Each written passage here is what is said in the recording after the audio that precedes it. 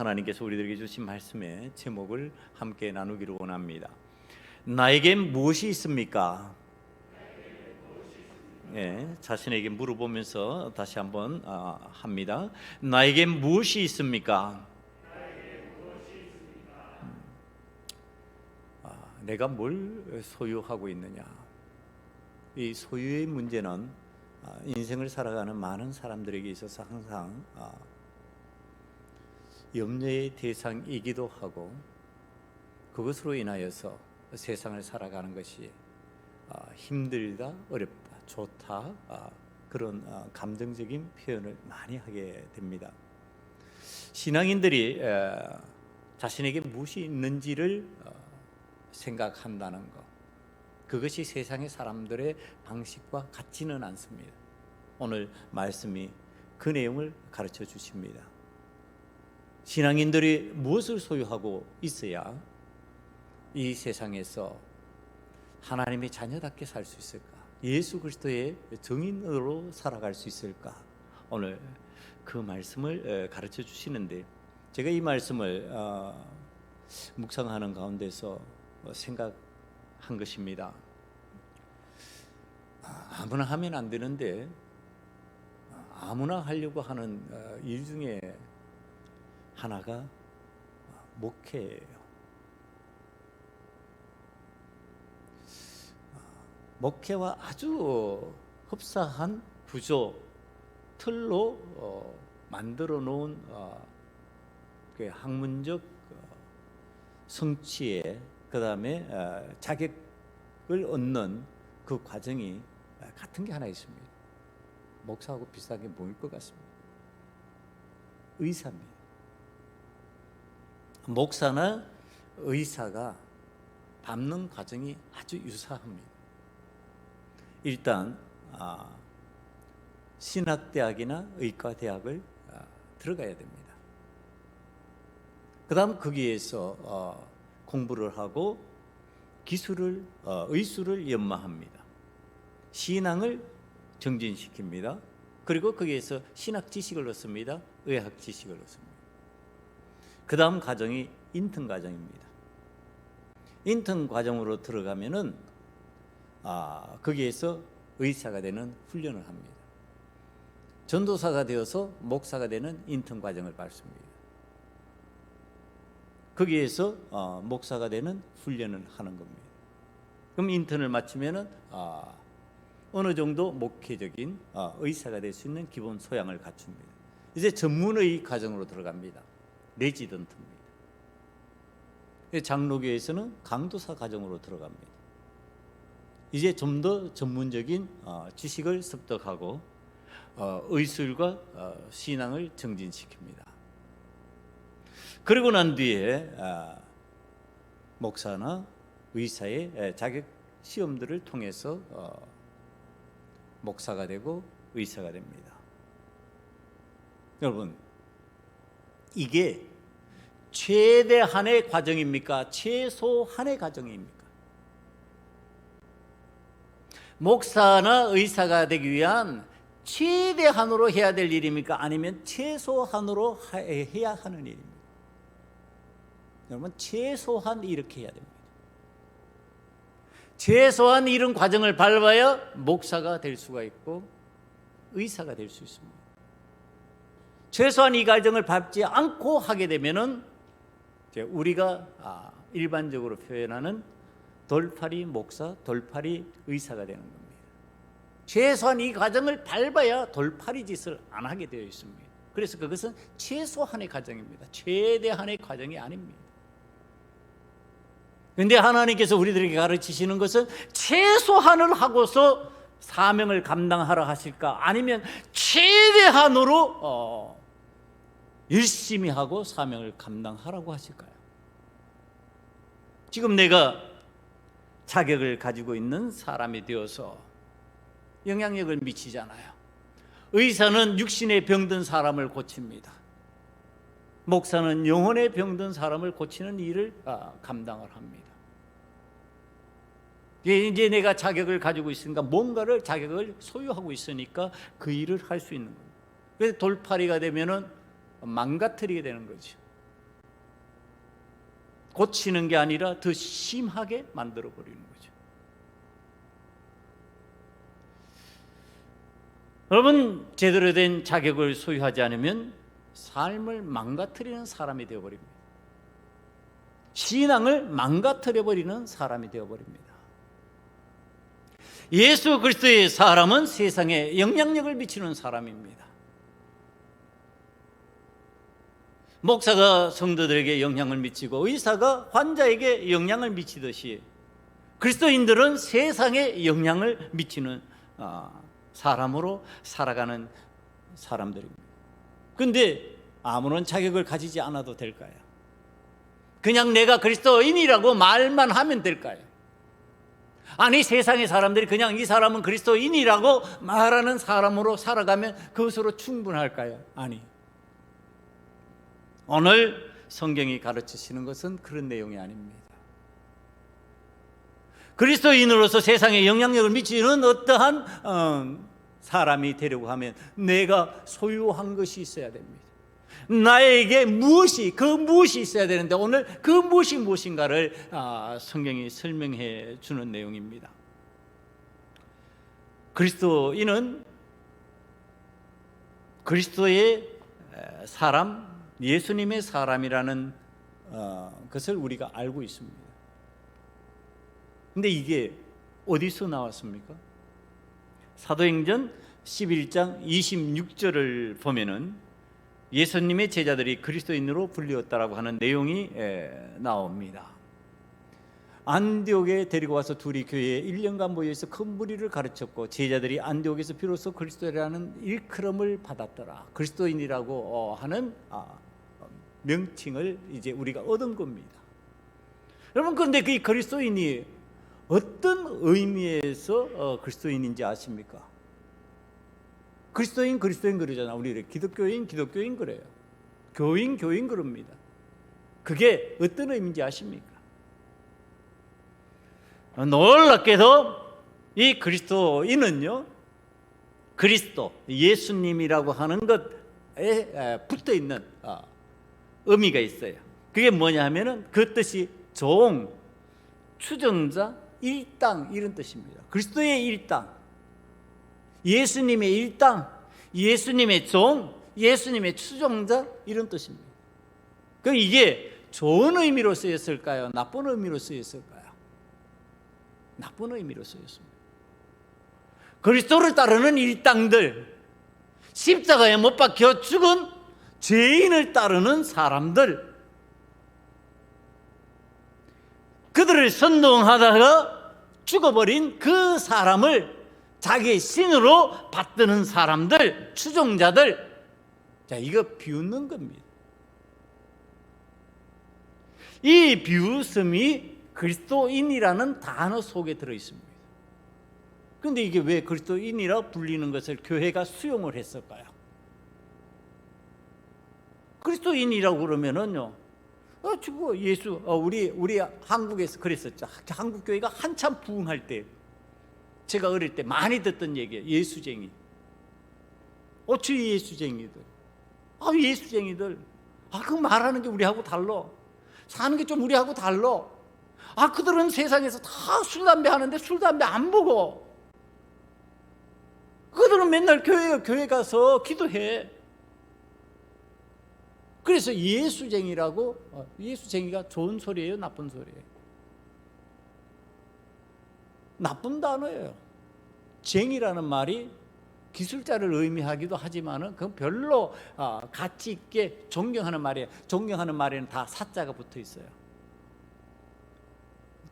사자가 붙어 있는데 쟁이라는 말은 조롱하는 말이에요. 마찬가지예요. 그리스도인이라고 하는 말은 존경과 위엄이 있는 그러한 단어가 아니에요. 비웃음의 단어예요. 조롱의 단어예요. 하찮게 여기는 단어예요. 그런데 왜 교회가 그걸 수용했냔 말이에요. 여러분, 여기에는 십자가의 정신이 있어요. 그 십자가의 정신이란 게 뭐예요?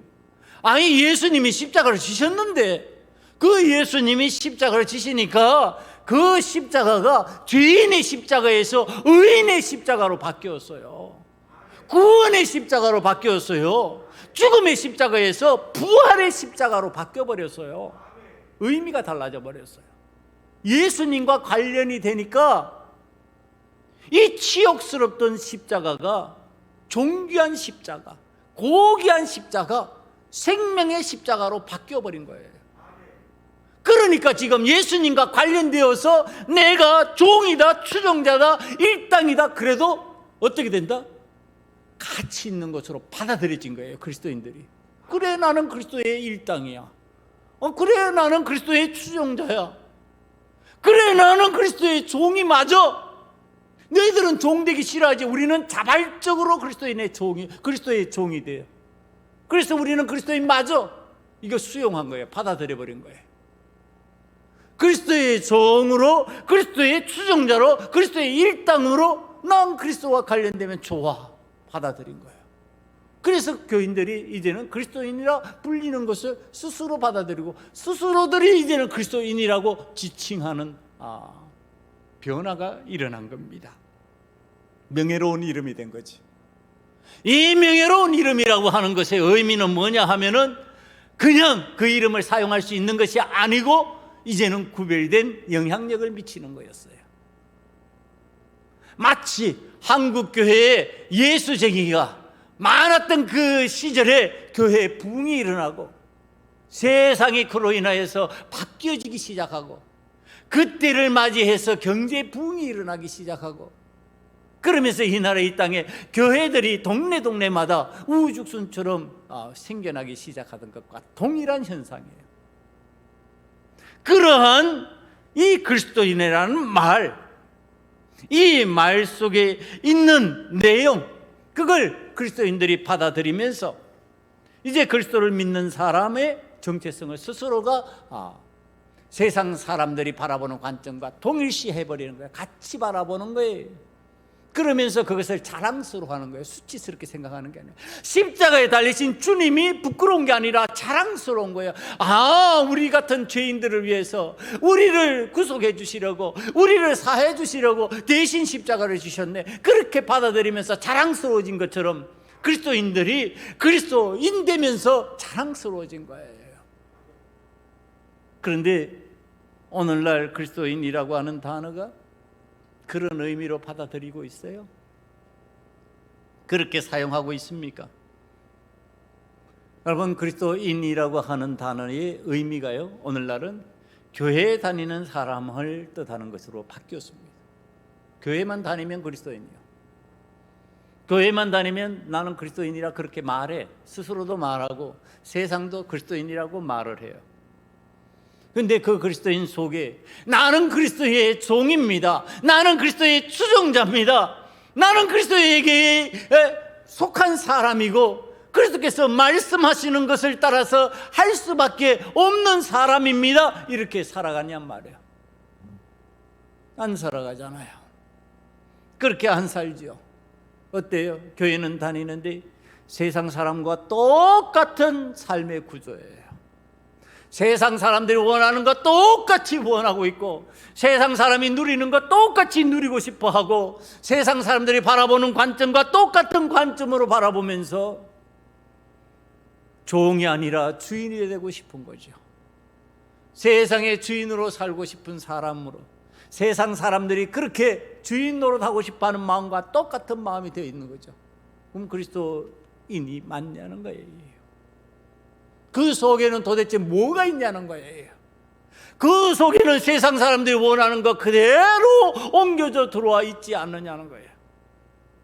그리스도인이라면 그 속에 그리스도가 들어와 있어야 되는데 주인 대신 그리스도께서 속에서 주인으로 다셔야 되는데 그 그리스도께서 나의 주인이 되어주시고 나를 인도하시는 분이 되어주시고 나의 소유, 나의 모든 것이 되어주셔야 되는데 안 그렇잖아요. 여러분, 소유의 문제가 지금 생기고 있는 거죠. 그리스도인이 되는 것은 교회에 다니는 것을 의미하는 것이 아닙니다. 그리스도인이 된다는 것은 세상 사람들이 수치로 수치스럽게 말하고 비웃고 조롱하는 가운데서도 내가 그리스도의 종이 되기를 원하고, 내가 그리스도께서 원하시는 대로 추종하기를 원하고, 그리스도께서 나를 인도하시는 대로 나를 따라가겠다고 말하는 사람이 되는 것을 의미하는데, 그게 내 속에 그리스도께서 들어와 계셔야 가능하다는 거죠. 그게 내 속에서 지금 그리스도의 주인됨이 인정돼야 가능하다는 거, 이걸 성경이 가르쳐 주시는데요. 예수님을 소유한 그리스도인들이 세상에서 조롱당하고 비웃음당하고 따돌림당하고 그런 가운데서도 예수님의 뜻을 따라 복음을 전파하는 사람이 되려고 했을 때 일어나는 일을 이 사도행전이 잘 설명을 해주고 있습니다. 사도행전 1장 8절 말씀은 그리스도인의 삶을 이렇게 설명하고 있습니다. 오직 성령이 너희에게 임하시면 너희가 권능을 받고 예루살렘과 온 유대와 사마리아와 땅끝까지 이르러 내 증인이 되리라. 예수님을 모신 사람, 예수님이 주인인 사람, 예수님의 추종자인 사람이 살아가는 방식이에요. 이 사람에게는요, 성령이 임할 것이고, 성령이 임하면 권능을 받을 것이고, 권능을 받으면 예루살렘과 온 유대와 사마리아와 땅끝까지 이르러서 내 증인이 될 것이라고 하는 것을 지금 예수님이 말씀하고 계세요. 그리스도를 모시고 그리스도인으로 살아가는 방식, 이 내용을 예수님께서 이렇게 말씀해 주셨다는 거예요. 사도행전 1장 8절에서. 자, 사도행전 1장 8절에서 말씀하신 내용을 다시 살펴봅니다. 그리스도인이 된다는 거 먼저 어떻게 해야 된다고요? 오직 성령이 너에게 임하시면. 여러분, 그리스도인들은 무엇한 사람이라고요? 성령이 임하신 사람이라고요. 하나님의 영이 임한 사람, 하나님의 영이 임하는 사람은 어떻게 한다? 세상이 비웃고 조롱하고 따돌려도 예수님 말씀하신 대로 살아간다. 지금 이 얘기하는 겁니다. 눈치 설설 보면서 여기서 왕따 되면 어떡하지? 여기서 조롱당하면 어떡하지? 그런 걱정하는 거 아니라는 거예요. 그런 걱정하지 않는다는 거지. 성령이 임하시면 예수님이 말씀하신 대로, 예수님이 가르치신 대로, 예수님 기뻐하시는 대로 내가 살겠다고 말하는 사람, 그런 사람이 되는 것이다. 하나님의 선하시고 거룩한 영이, 그러니까 그리스도인들에게는 임한다라는 사실을 성경이 가르쳐 주시는 거예요.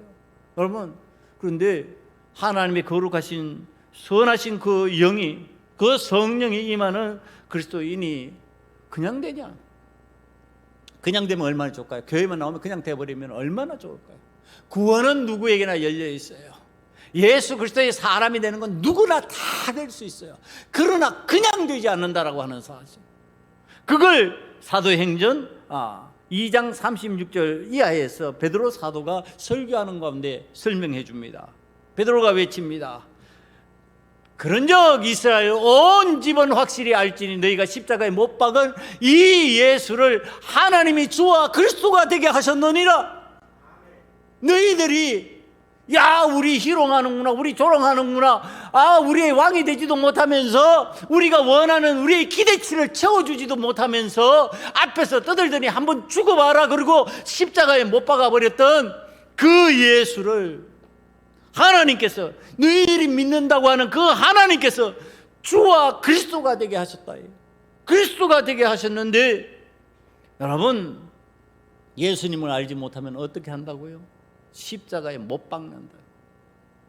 그래서 예수를 그냥 교회 다니면서 그리스도인이라 그러면서 십자가에 못 박아버리는 거예요. 내가 예수를 제대로 알지 못하면 예수님을 다시 십자가에 못 박는 사람이 되어버리는 거예요.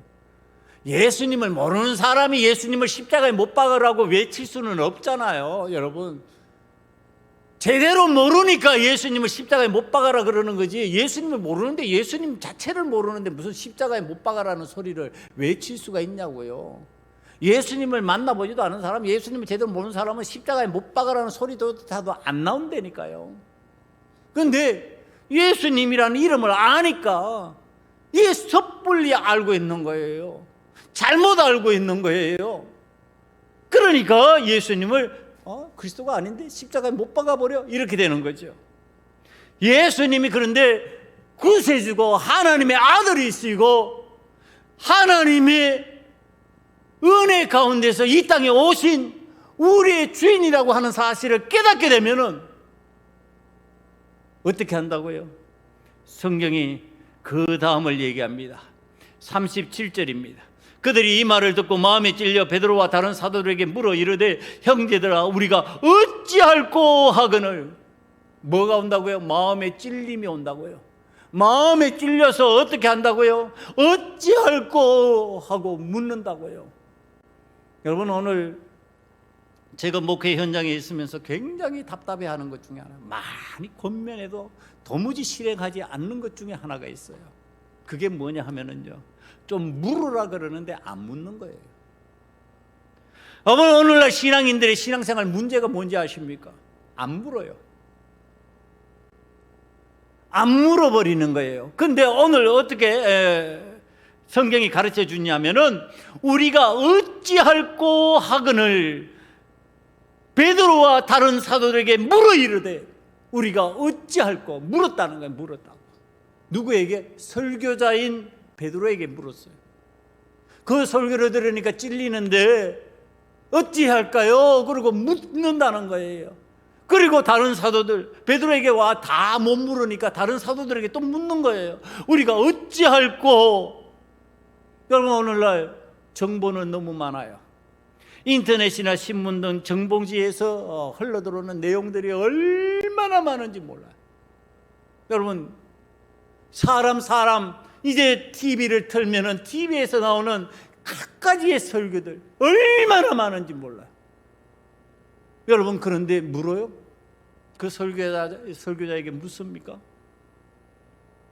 그 정보지에서 얻은 자료를 통해서 그 내용을 따라서 자신의 생각대로 믿어버리는 거예요. 얼마나 이게 현대판 교회 속에서 일어난 문제점이에요. 설교자에게 묻지 않는다. 왜 그렇게 설교를 했는지를 묻지 않는 거예요. 여러분, 영적 지도자에게 묻지 않는 거예요. 내 혼자 그냥 믿어버리는 거야. 내가 알고 있는 정보, 내가 알고 있는 지식, 내가 찾아본 내용을 따라가지고 그냥 믿어버리는 거예요. 그러니까 여러분, 어떻게 내가 제대로 믿을 수 있냐 말이에요. 내가 지금 제대로 믿지 못하고 내가 돌팔이 신앙인이 되어버리는 거예요. 내가 돌팔이 전문가가 되어버리는 거예요. 그리고서 본인이 잘 믿는 줄 알아요. 그리고서 본인이 잘하는 줄 알고 있어요. 신앙생활 잘하는 줄 알고 있어요. 목회자가 보면 답답한데, 목회자가 보면 안타까운데, 여러분, 본인은 조금도 염려하지 않아요. 어디서 그런 담대한 믿음이 나오는지. 여러분, 오늘 하나님 앞에서 신앙생활을 할 때 주의 말씀을 들으면 우리가 어찌할까 하고 물을 수 있는 신앙인이 되시기를 간절히 축원합니다. 여러분, 물어야 돼요. 안 묻고서 신앙생활을 하기 때문에 그 다음 단계로 넘어가지 못하는 거예요. 듣기는 들었어요. 알기는 알아요. 그 다음 단계로 안 넘어가요. 그런데 오늘은 보니까 물었어요. 물었더니 베드로가 그 다음을 가르쳐 줍니다. 38절 말씀이, 베드로가 이르되 너희가 회개하여 각각 예수 그리스도의 이름으로 세례를 받고 죄 사함을 받으라. 그리하면 성령의 선물을 받으리니. 여러분, 여기서 뭐라고 가르쳐요? 회개해라 그러고 가르치는 거야. 뭘 회개하라고? 너희를 구원하기 위하여 이 땅에 오신 예수님을 십자가에 못 박아버리고 구세주라고 인정하지 않았던 것을 회개해라. 내 삶의 주인이라고 인정하지 않았던 것을 회개해라. 오늘도 너희가 추종하여야 될 뿐이라는 사실을 받아들이지 않은 것을 회개해라. 너의 주인이 주님이라는 것을 받아들이지 않는 것을 회개해라. 지금 가르치는 거예요. 그러니까 지금 사람들이 회개하고 예수 그리스도의 이름으로, 예수님 우리의 주인이십니다. 예수님 전에는 내가 몰랐습니다. 내가 예수님을 따라야 된다는 것을 모르고 세상을 따랐습니다. 로마의 군대, 로마의 총독을 따랐습니다. 그러나 이제는 주님을 따르겠습니다. 이제는 왕이신 주님을 따르겠습니다. 지금 그러면서 예수 그리스도의 이름으로 세례를 받는 거예요. 여러분, 이 세례라고 하는 것은요, 물로 세례를 줘요. 왜 물로 세례를 줄까요? 씻음의 의미예요. 씻는다는 의미예요. 본래는 흐르는 물이에요. 흐르는 물에 들어갔다가 올라오는 거예요. 침례라고 그럽니다. 그 속에서 씻는 거예요. 죽은 것과 같이 물 속으로 들어갔다가 다시 호흡을 하면서 팍 하면서 새 생명을 얻는 거예요. 그게 세례예요. 여러분, 그런데 이게 물로 가서 세례받기 힘들었잖아요. 그래서 물로 상징적으로 세례를 주는 겁니다. 씻는 겁니다. 죄 씻음 받는 겁니다. 어머니, 이것의 의미가 뭐냐 말이에요. 오늘 물로 찍어서 바르면은 여러분 성령이 임한 사람이 됐어요? 아니에요. 오늘 내 영혼이 하나님 앞에서 물로 씻음을 받는 것과 같은 하나님의 은혜의 영광을 체험해야 되는 거예요. 주의 은혜의 강수가 흘러내리는 것에 내가 그 속에 들어가야 되는 거지요. 그 속에서 씻음을 받아야 되는 거지요. 그 속에서 나오면서 새 생명으로 팍 하고 호흡을 해야 되는 거죠. 여러분, 그래야지 내가 세례받은 게 되는 거예요. 진짜 세례받은 게. 교회에서 세례받는 것은요, 이것은 형식적 세례라고 그러는 거예요. 오늘 그 형식적 세례 속에 참 세례를 받을 수 있는 여러분들이 되시기를 간절히 축원합니다. 여러분, 참 세례를 받아야죠. 참 세례를 받고 그 다음에 그 은혜의 세례가 나에게 임하면요, 죄 사함을 받습니다. 내 속에 더러운 것이 있으면요, 성령께서 임재하실 수가 없어요. 성령이 임재하는 그 순간에 나는 정결케 되는 겁니다. 정결케 되어 있는 사람이라는 뜻입니다. 그러니까 죄 씻음 받고 내가 깨끗하게 되어서 내 속에 성령께서 임하시는 거예요. 예수님이 내 삶 속에서 임재하시고 역사하시는 사람이 되는 거예요. 이전에 내가 살았던 삶의 구조와 달라지는 예수 그리스도의 영인 성령이 임하시면 그 다음에 뭐 한다고요? 권능을 받는다는 거예요. 권능을 받는다. 왜 나에게 권능의 역사가 임하지 않을까? 왜 내가 기도해도 하나님의 권능이 나타나지 않을까? 여러분, 성령의 임재가 없으면요, 주의 권능이 나타나지 않아요. 주의 권능이 나의 삶 속에서 나타나면은 내가 하고 싶어지는 게 있다고 그랬어요. 그게 뭐냐? 주님께서 그렇게 하라고 그러시니까. 뭐를? 예루살렘과 온 유대와 사마리아와 땅끝까지 이르러 예수님의 정인이 되도록 만들어 주시는 것. 여러분, 오늘 여러분들에게 성령이 임하셔서 땅끝까지 이르러 내 정인이 되라고 하시는 주님의 말씀을 추종할 수 있는 자가 되기를 간절히 축원합니다. 주님의 말씀을 따라서 주님이 가르치시는 대로 추종하는 사람이 되면요, 이제 오늘 베드로의 역사가 임한다고 하는 사실을 성령이 가르쳐 주십니다. 자, 베드로가 지금 자신이 말한 거 이거 경험하지 않고 얘기했을까요? 경험하고 했을까요? 다 경험한 거예요. 이 베드로가 지금 예수님의 제자이면서요, 성령 체험하지 않았을 때 한 일 여러분 아시죠? 십자가 사건 앞에서 이 베드로가 한 일입니다. 다시 말하면은 교회 다녔던 사람이 하는 일이에요. 예수님이 십자가 지시는 사건 앞에서 어떤 어린 여종이 말합니다. 이 사람, 저 예수와 한편인데, 그 도당인데, 그 당에 속했던 사람, 예수당에 속했던 사람인데, 그런가? 아니야. 나 그 사람 아니야. 나 몰라. 그러면서 예수님을 모른다고 부인했던 사람이에요. 그러니까 예수님을 십자가에 못 박는데 자기도 동의했어. 동의한 거나 마찬가지예요. 부인했으니까. 나 예수님의 사람 아니라고 부인했으니까. 예수님을 십자가에 못 박아버리는데 동의한 사람이 되었어요. 그러니까 뭐 해야 돼요? 회개해야 되겠죠. 베드로가 주님 앞에 부끄러운 회개를 합니다. 통곡의 회개를 합니다. 주님이 찾아와서 내가 나를 사랑하느냐 그러는데 대답이 나오지 않습니다. 그 부끄러움 앞에서, 그 수치스러움 앞에서 그렇게 회개하였던 이 베드로가 사도행전에 보면은 120명이 모여서 하나님 앞에 함께 기도하고 있을 때 그때 주의 성령이 불꽃같이 임합니다. 그때 이 베드로가 성령을 체험합니다. 성령을 체험하면서 성령 체험한 이 사람이 오늘 그리스도의 권능을 받고 땅끝까지 이르러 정인되기 위하여서 오늘 삶을 살아가는데 그 과정에서 일어난 한 예가 오늘의 이야기입니다. 다가 아니고 한 예, 한 가지의 예예요. 그것이 뭐냐? 오늘 미문 앞에 앉아서 구걸하던 한 사람의 이야기입니다.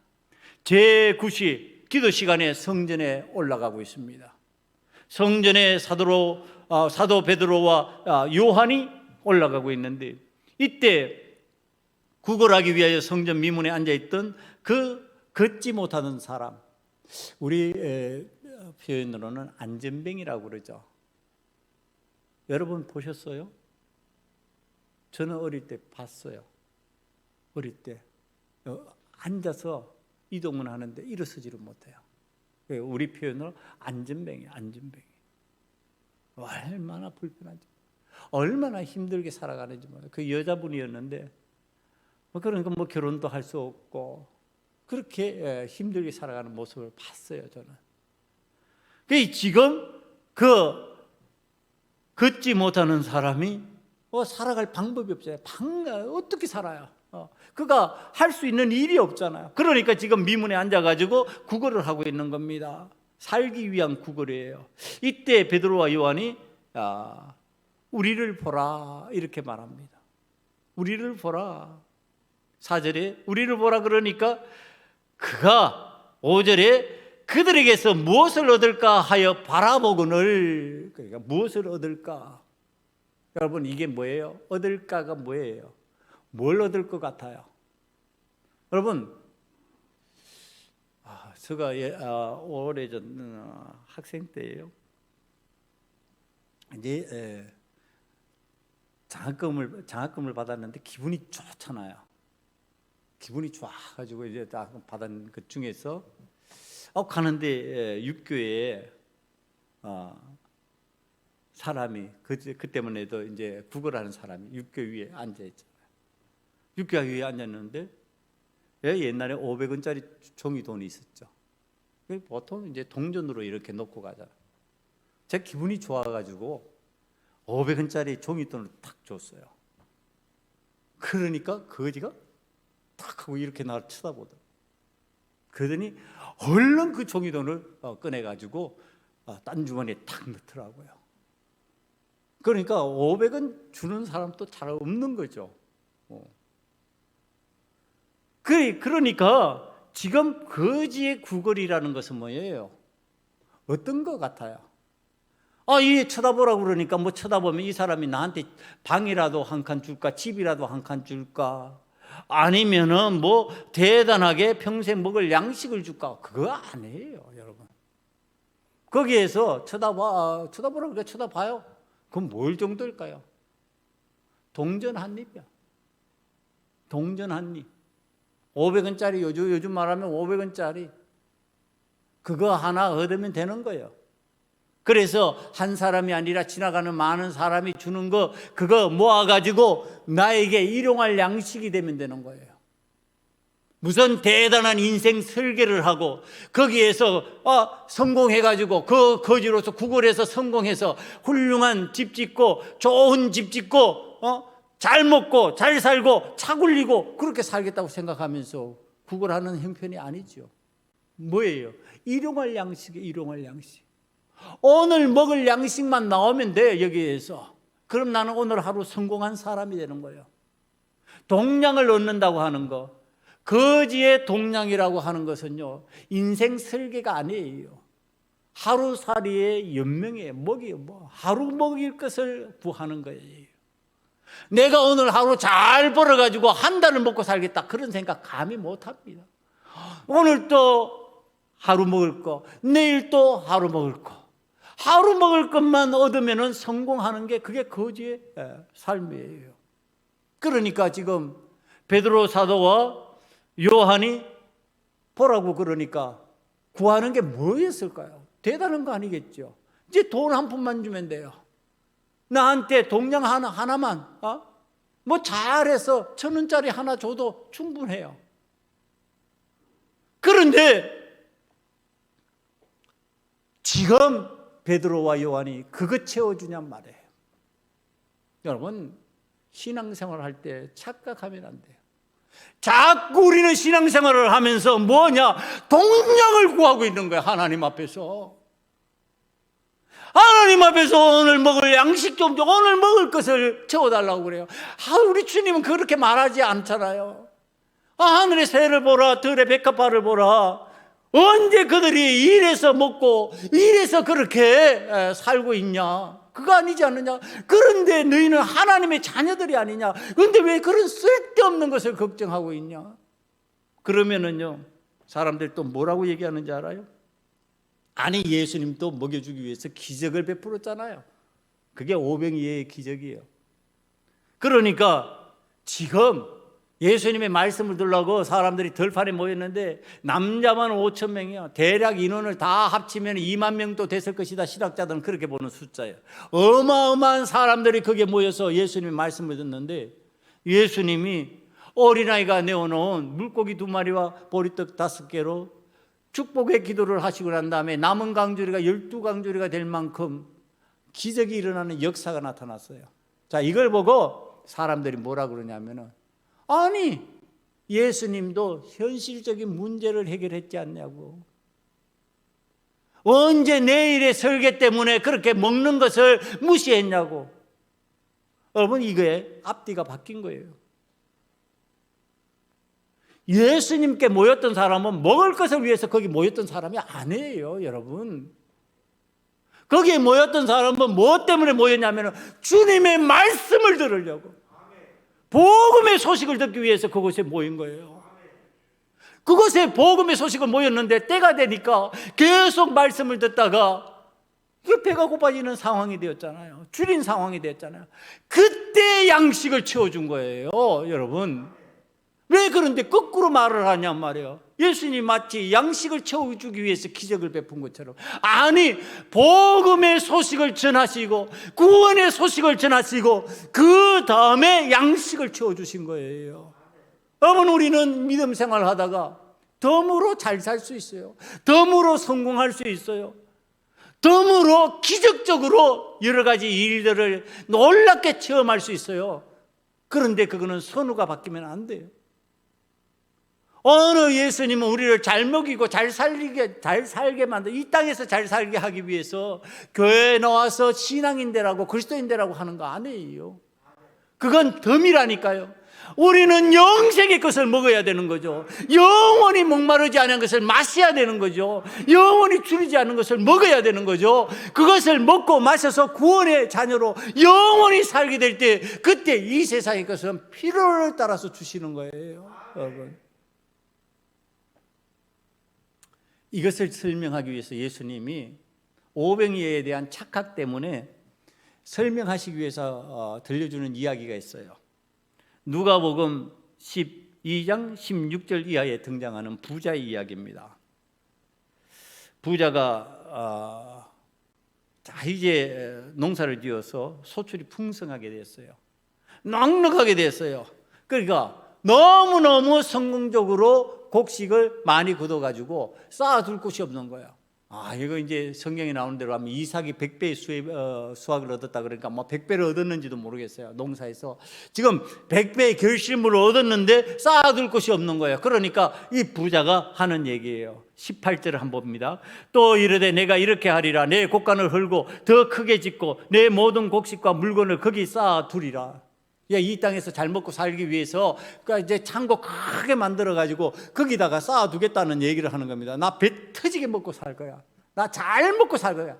나 성공적으로 잘 먹고 사는 사람이 되었어. 자, 그러면서 19절에 보면은 아주 재미있는 표현을 합니다. 또 내가 내 영혼에게 이르되, 자기의 영혼에게, 이제 육신뿐만 아니라 영혼이에요. 영혼에게 이르되, 영혼아 여러 해 쓸 물건을 많이 쌓아두었으니 평안히 쉬고 먹고 마시고 즐거워하자. 자, 이제 쌓아뒀으니 내 영혼이, 육신뿐만 아니라 내 마음이, 내 생각이, 내 영혼이 이제 마음껏 즐거워하고 평안히 먹고 마시고 재밌게 한번 살아보자. 그런데 하나님은 어떤 계획을 갖고 계신다고요? 20절로 넘어갑니다. 하나님은 이르시되 어리석은 자여 오늘 밤 내 영혼을 도로 찾으리니 그러면 내 준비한 것이 누구의 것이 되겠느냐 하셨으니. 다 준비해서 이제 잘 살자, 내 영혼아 잘 살자 그러는데 내 영혼 오늘 밤에 내가 불러가겠다, 너 죽겠다, 이 얘기하는 거예요. 자, 그러면은 그 쌓아둔 거 누구의 것이 되겠냐? 네 거 되겠 거 같냐? 너의 것 같냐? 아버지 하나님 앞에서 지금 우리들이 살아가는 모습이에요. 그러니까 지금 주님이 이 말씀하시는 게 뭐예요? 내가 너희들의 창고를 채워주기 위해서 너희들이 성공적으로 세상에서 잘 먹고 잘 살라고 지금 복음을 전하는 거 아니야. 지금 그 얘기 하시는 거예요. 너희들에게 영생의 복음을 전하기 위해서, 영생을 주기 위해서, 영원히 잘 살게 하기 위해서 내가 너희들에게 지금 복음을 전하는 거야. 지금 주님이 그 말씀하시는 거예요. 그러니까 현재를 사는 넉넉함의 문제가 아니고 죽음을 넘어서 영원히 살 수 있는 것에 대한 복음을 지금 우리 주님께서 말씀하시고, 베드로가 그걸 아는 거예요. 그것을 하나님의 영이 임한 사람, 예수 그리스도의 영이 임한 사람이니까 그걸 알고 있는 거예요. 그러니까 일용할 양식을 지금 동전 한 입 꺼내가지고, 베드로에게 아무리 없어도 동전 한 입 없었을까? 100원짜리 하나 없었을까? 아무리 없어도 그것 주면 되지. 그것 안 주고 지금 베드로가 하는 얘기예요. 베드로가 하는 얘기가 은과 금은 내게 없으나 내게 있는 것으로 내게 주노니, 지금 이 말하는 거예요. 그러니까 너가 기대하는 것, 그것을 채워주는 은과 금, 은과 금까지 나갈 필요 없잖아요. 동전 한 입이면 되는데 뭐 은과 금이냐 말이에요. 너의 기대, 우리 그리스도인들의 기대, 그게 뭐예요? 은과 금이라면 은과 금은 내게 없거니와 나 그거 안 채워줄란다, 이 얘기하는 겁니다. 그거 채워줄 수 없어. 그러나 내게 있는 거 있어. 내게 있는 거 예수 그리스도가 계셔. 예수 그리스도의 영이 계셔. 성령이 계셔. 그러니까 내게 있는 것으로 내게 주노니, 나사렛 예수 그리스도 이름으로 일어나 걸어라, 이렇게 되는 겁니다. 여러분, 일어나 걷는 자가 되시기를 간절히 축원합니다. 여러분, 기대하는 것이 은과 금 아무리 갖고 있으면 뭐래요? 걷지도 못하고 앉아가지고 맨날 그 은 세고 금 헤아리겠냔 말이에요. 금 헤아리고 은 헤아릴 거냔 말이에요. 앉아가지고 주저앉아가지고. 아니, 지금 우리가 필요한 것은 우리의 삶에서 일어나서 걷고 뛰고 하나님께 영광을 돌리고 움직일 수 있는 삶을 지금 필요로 하는 거잖아요. 그게 영생의 삶으로 나아가는 모습을 그리고 있는 거예요. 영생의 삶으로 나아가는 자의 기뻐하는 모습, 뛰는 모습, 즐거워하는 모습, 그것을 지금 성경이 설명해 주고 있는 겁니다. 이제 구걸하여서 일용할 양식을 구하는 것이 아니라 영혼의 양식을 줄 수 있는 사람이 되는 것, 그 베드로의 외침이에요. 내게 있는 것으로 내게 주노니 나사렛 예수 그리스도 이름으로 일어나 걸어라. 여러분, 이거 우리 모두가 외칠 수 있어야 돼요. 여러분, 베드로뿐만이 아니에요. 오늘 예수 그리스도를 믿는 사람 누구나 예외 없이, 저와 여러분이 예외 없이 외칠 수 있는 말이 되어야 돼요. 내게 있는 것으로 내게 주노니, 은과 금은 내게 없어도 내게 있는 것으로 내게 주노니 나사렛 예수 그리스도 이름으로 일어나 걸어라. 여러분, 은과 금이 왜 없어요? 있죠. 우리 다 있잖아요. 자기 나름대로 적은 재산이지만 다 있잖아요. 돈 있잖아요. 그런데 그거 주는 거 말하는 거 아니잖아요. 그거 주는 것으로 안 된다고 얘기하고 있잖아요. 그것 가지고 영생을 살 수 없다고 얘기하고 있잖아요. 뭘로요? 나사렛 예수 그리스도 이름으로, 나사렛 예수 그리스도 이름으로, 내게 있는 나사렛 예수 그리스도 이름에 그 능력으로 내가 일어나 영생을 얻는 자가 되라. 여러분, 이것을 말할 수 있는 우리 소금언약교회 성도들이 되시기를 간절히 축원합니다. 이 베드로의 말과 가르침, 자, 이걸 보면서 제가 베드로가 이 말을 할 때 그 걷지 못하는 사람의 보인 삶의 행태가 어땠을까 생각을 합니다. 여러분, 이게 이제 믿음의 스파크예요. 믿음의 불꽃이에요. 여러분, 불꽃이 함께 부딪혀야지 거기에서 역사가 나타나는 거죠. 믿음의 역사라는 것이 그런 모습일 거라는 이제 생각을 하면서 말씀을 묵상합니다. 여러분, 베드로가 지금 앉아 있는 이 사람에게, 걷지 못하는 사람에게 지금 말합니다. 내가 나사렛 예수 그리스도 이름으로 내게 말하노니 일어나 걸어라. 손을 내밀었어요. 말했어요. 이 걷지 못하는 사람이 기대하는 건 뭐였어요? 동량이었어요. 동전 한 푼, 좀 더 많으면은 종이돈 한 장, 그거 바라보면서 했는데 지금 베드로가 얘기하는 것은요, 나사렛 예수 그리스도 이름으로 일어나 걸어라 그러면서 손을 내밀고 있어요. 여러분, 오늘 우리들이 바라보는 대로라면 어떻게 할 것 같아요? 오늘 우리들이 잘못하면 어떤 방식이 되는지 알아요? 손 내미니까 손 탁 탈치는 거예요. 내가 동량 원했지 언제 나사렛 예수 이름 원했냐? 내가 언제 나사렛 예수 이름을 원했냐? 나는 오늘 필요한 것이 하루를 살아가는데 필요한 동량이지 나사렛 예수의 이름이 아니야. 당신의 손길이 아니야. 나는 동량이면 돼. 나에게는 일용할 동량을 좀 줘. 나는 동전이면 돼. 아니, 더 넉넉하면 10,000권 한 장이라면 그걸로 나는 좋게 이랬다면 기적이 일어났을까요? 제가 이거 말씀을 준비하면서 생각하는 겁니다. 여러분, 손을 내미는 그 사람을 향해서, 그 베드로를 향해서 이 사람이 손을 덥석 잡는 거죠. 아멘. 아멘! 아멘! 할렐루야! 내가 오늘을 기다렸습니다. 나는 동량보다 더 큰 것을 기대했지만 이때까지 그것을 채워주지 못했는데 예수 그리스도의 이름으로 채워진다면 내가 믿고 일어나겠습니다. 그러고서 그 발을 득습 잡고 일어났지 않겠느냐 말이에요. 손을 탈져버렸다면, 나는 동량을 원하지 예수의 이름을 원치 않는다고 말했다면 그 사람이 일어날 수 있었을까? 여러분, 그 사람이 한 일, 그 다음에 성경이 설명을 합니다. 하나님을 찬양하고 해요. 찬양했잖아요. 막 좋아서, 자기 혼자 좋아서 됐다, 이제 나 가고 싶은데 가고 내 먹고 싶은데, 아니, 성전 안으로 들어가서 하나님을 막 찬양하는 거예요. 하나님께 영광을 돌리는 거예요. 이게 맞아? 믿음의 사건입니다. 지금 이거 믿음의 역사를, 믿음의 스파크가 일어난 이 현장을 얘기해 주고 있는 거예요. 그러면 목회자가 굉장히 답답해하는 거. 아무리 믿고 기도합시다. 손을 내밀어도요, 손을 탈져버려요. 내게 필요한 건 이게 아니에요. 나는 이걸 필요로 하지 않아요. 나는 세상의 위로를 원합니다. 나는 세상이 주는 위로를 원해요. 나는 세상이 주는 편안을 원합니다.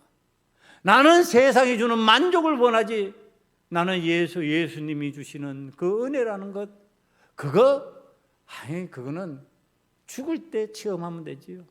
죽을 때 예수 믿고 천국만 들어가면 되지요. 이러는 모습이에요. 오늘 기적의 현장에서요, 우리는 하나님 앞에서 믿음의 스파크를 일으키는 일을 좀 할 수 있어야 된다. 이것에 대한 이야기를 제가 여러분에게 마지막으로 들려드리겠습니다. 열왕기하 5장 14절 보면요,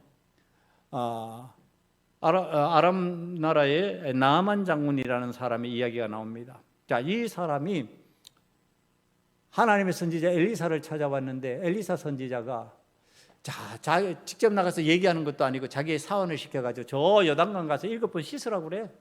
그랬어요. 7번 씻으라 그러니까 이 나아만이 자존심이 상하죠.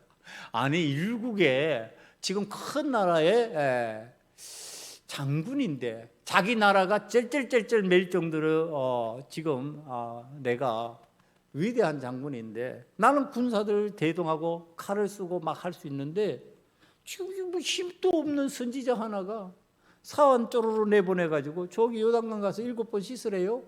이렇게 전달해요.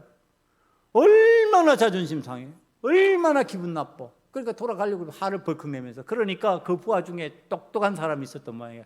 들썩 장군을 잡고 얘기합니다. 장군, 그것보다도 더 힘든 일 하라고 그래도 할 판에 그 얼마나 쉽냐고. 7번 씻으라는데 씻으면 되지. 그러니까 가만히 들어보니까 그렇거든요. 쉽잖아요. 여러분, 하나님의 은혜를 받는 게 생각보다 쉬워요. 쉬운데 순종 안 하는 거예요. 너무 쉬우니까 순종을 안 해. 기도하라 그래도요, 기도 안 한다니까. 기도하는 게 어려워요? 그거 쉬워요, 생각보다. 근데 기도 안 해요. 하나님 말씀 읽자 그래도요, 그 말씀 읽는 게 그렇게 어려워요? 그렇게 어렵지 않아요. 근데 안 해요. 그것보다 훨씬 힘든 거 하라 그래도 할 판에 쉬운 거를 안 한다니까. 지금 나와만 또 그렇게 안 하려고 그랬어요. 그런데 들어보니까 쉬워요. 그래서 지금 물에 들어갔어요. 자, 이 성경이 표현하는 아주 재미있는 방식이에요. 7번 씻고 난 뒤에 어린아이와 피부가 같이 되었더라니까요. 6번까지 아무런 징조가 안 나타났다는 얘기를 하는 겁니다. 마지막 7번을 채우고 나니까 비로소 정결케 되었다. 여러분, 하나님 앞에서 우리들이 믿음으로 역사를 일으켜 나아갈 때 우리의 방식이에요. 믿음에는요, 끝까지 순종하는 것을 의미해요. 가다가 멈추는 것을 믿음이라고 말하지 않아요. 야, 내가 지금 이거 필요하니까 좀 사와라. 가다가 그거 뭐 그렇게 꼭 필요해? 그리고 돌아오는데 그것을 갖다가 믿음의 순종이라고 보냔 말이에요. 가려면 가서 사오라는 것을 들고 와서 필요하겠지. 그리고 내놔야지. 그게 믿음이지. 오늘 하나님 앞에서 믿음의 반응이 우리들에게 문제가 되어 있는 거예요. 그러니까 내 속에 뭐가 있어야 돼요? 믿음이 있어야 돼요. 믿음의 반응이 있어야 돼요. 여러분, 하나님 앞에서요, 아멘 하지 않는 신앙이 역사를 못 일으킵니다. 믿음의 역사 안 일어납니다. 우리 장로교 교단이 아니고 다른 교단이기 때문에 얘기하기는 뭐합니다만 좋은 얘기니까요. 순복음 교단이 잘하는 게 있어요. 아멘 얼마나 잘하는지 몰라요. 제가 한번 얘기했죠. 어디에서 소개를 해요? 이분이 목사님입니다. 그러니까 그분이 순복음교회 집사님. 그래요? 목사님이세요? 목사님? 그러더니 덥석 제 손을 붙잡고 하는 얘기예요. 그분 제 처음 보는 분이에요. 목사님이세요? 목사님, 저 기도 좀 해주세요. 저 축복 기도 좀 해주세요. 이건 우리 교인들한테도 못 받는 반응이에요. 그런데 지금 순복음 교인이 다 목사의 손을 붙잡더니 하는 얘기예요. 목사님, 저 축복 기도 좀 해주세요. 그러니까 기도해달라는데 목사가 기도 안 해줍니까? 그러면 그건 악한 목사지요. 기도해달라고 그러면 기도해 줄 수밖에 없잖아요. 아무리 남의 교인이든 뭐든지 간에 그래요. 기도합시다. 자, 이게 서서 기도하는 거예요. 다른 사람도 있는 데서. 그랬더니 기도할 때마다 아멘, 아멘, 아멘 그러고 있어요.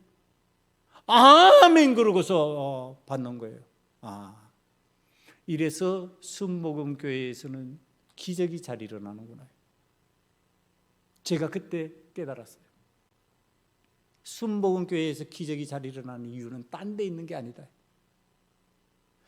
특별하게 순복음 목사님들이 능력이 더 있고 무슨 큰 권세를 얻었고 무슨 대단한 게 아니라 성도들이 그렇게 반응을 하고 있대. 그런 반응을 보이는 아멘 할 수 있는 사람들이 많이 있는 교회들이구나. 그래서 순복음에서 기적이 많이 일어나는. 여러분, 오늘 하나님께서 내 속에 믿음이 차 있어야지, 내 속에 믿음이 소유되어 있어야지 아멘으로 나오고 아멘이 나올 때 기적의 역사가 나타날 줄 믿습니다. 여러분, 아멘 해야 돼요. 내 속에 아멘이 나와야 돼요. 세문안교회 가면요, 내가 세문안교회도 가봤다니까요. 새 사람 나왔습니다. 오늘 누구 나왔습니다. 소개합니다. 환영합시다. 그러면요, 그게 흉보는 거 아니에요. 그게 믿음의 전통 있는 교회죠. 우리나라 초대교회, 초대 장로교회니까 주보를 딱 꺼내더니 저 깜짝 놀랐어요. 주보 꺼내더니 박수도 안 쳐. 목사님 설교 저같이 크게 못해요. 조용 설교만 하죠. 얼마나 거룩하고 엄숙한지 몰라요. 기적이 일어날까요? 안 일어날까요? 잘 안 일어나요. 세문안교회에 기적이 일어났다는 소리 그렇게 많이 들어보지 못했어요.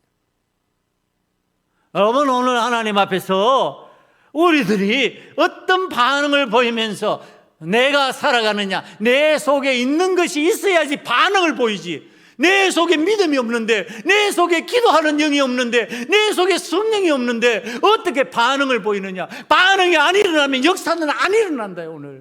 오늘 우리는 하나님 앞에서 반응을 보이고 역사를 일으켜 나가는 하나님의 사람으로, 내 속에 하나님의 영이 충만한 사람으로, 예수 그리스도의 인격을 소유한 사람으로 살아갈 수 있는 은혜가 여러분과 저에게 임하기를 간절히 축원합니다. 기도하시겠습니다. 이 시간에 우리 모두 함께 기도합니다. 우리의 하나님께서 기뻐하시는 모습으로 살지 못했다면 회개하고 하나님의 영이 임하는 사람이 되기를 원합니다. 그리스도의 사람이 되게 하시옵소서. 나에게 성령 충만의 권능을 나눌 수 있는 아버지의 성령의 충만을 소유하는 자가 되게 만들어 주시옵소서. 이와 같은 마음 가지고 다 같이 한 마음으로 기도드리겠습니다. 아버지 하나님, 하나님께서 이 시간에 하나님의 영이 충만한 사람이 되기를 원합니다. 하나님의 영이 임한 사람이 되어서 그리스도의 사람이 되어 그리스도의 종이 되어 그리스도의 추종자가 되어 그리스도께서 말씀하시면, 그리스도께서 인도하시면 아버지의 그리로 나아가는 자가 되기를 원합니다. 내 속에 그리스도께서 임재해 주시고 내 속에 성령 충만하기를 원합니다. 내 속에 하나님의 영이 역사하시는 은혜가 나타나기를 원합니다. 주여 도와주시옵소서. 우리의 믿음을 크게 만들어 주시서 그 믿음으로 하나님의 역사를 이루어 나가고 기적을 만들어 나가는 소금언약교회 되게 만들어 주시옵소서. 아버지 하나님, 우리들이 하나님의 영으로 충만하기를 원합니다. 예수 그리스도의 이름으로 차고 넘치는 자가 되기를 원합니다. 아버지, 그리하여서 그것으로 인하여 하나님의 권능이 나타나고 하나님의 기적의 역사를 일으켜 나가는 삶의 현장을 만들게 도와주시옵소서. 예수님 이름으로 감사하며 기도드리옵나이다. 아멘.